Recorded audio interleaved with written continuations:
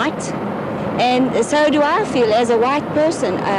We have survived as pure whites for many years, and I think that we also have the right to keep on surviving as whites for the next 200, 300, 400 years. So I don't see why we should be we should disappear, because that's what's going to happen. The white population in South Africa will totally disappear if this new compensation of PVB comes through. You know, we will just disappear. We will all become chocolate color. Now in South Africa, we're not fighting the whites, we're fighting the evil system, we're fighting injustice.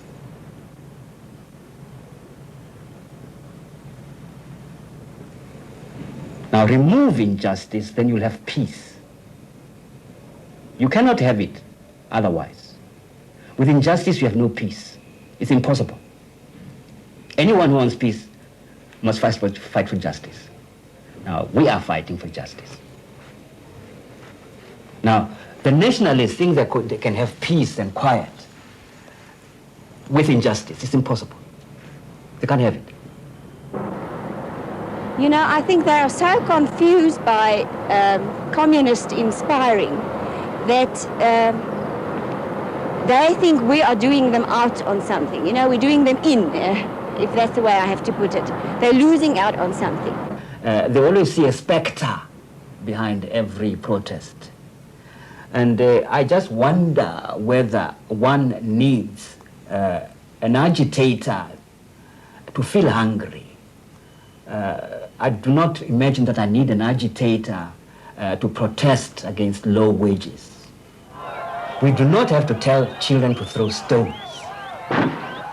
The children's reaction is an attitude, is a response to injustice. Injustice in the classroom, injustice in the educational system, injustice in society. They live in slums. They have nothing to eat. Their parents have no money. Some have no houses. I can just see that if they carry on like that and, you know, it getting out of hand, that the army will just be called in and there'll be one big wipeout. And I myself feel the only way to stop this is to have one big wipeout like we had in Sharpeville. I think if the state president is put into a checkmate position where he really has to do something when it gets totally out of hand, I have no doubts about it that he'll call the army in and there'll be a wipeout as far as I'm concerned. Even though he talks, you know, the language America wants him to talk and he's moving into that direction, I still believe that deep down he is a Boer. And deep down, when it comes to the point where the whites will be wiped out because of violence or whatever, I really think that he will call in the army and he'll see that us survive. It's not possible to fight for liberation without inconveniences.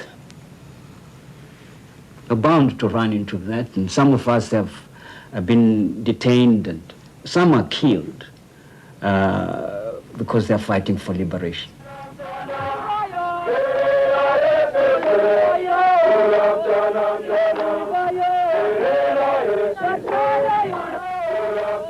And by liberation we mean a complete change, not just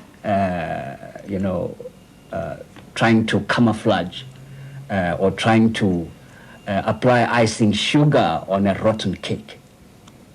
We need a complete change, a change of heart. In fact, we need a transformation, a complete transformation, a new person and a new society.